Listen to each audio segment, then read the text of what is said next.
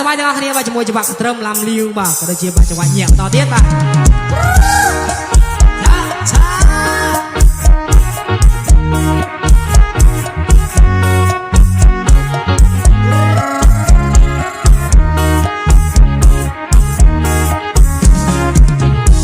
ស្រីអើយនេះគេថានាងស្រីបងលើគេល្បីស្រីស្រកសរិន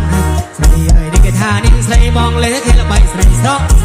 អសស្គុកដូចជាគុណចិត្តសរិនមកសំដៅតាម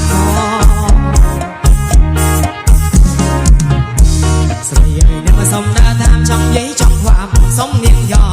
ស្រីអើយនេះមកសំដៅតាមចង់និយាយចង់ខ្វាប់សុំនាងយ៉ឲ្យនាងឃើញចាំបាត់បងម្ដងមកจะเกิดជាគិតបញ្ញាមកស្នូជើងដូចតម្រៃ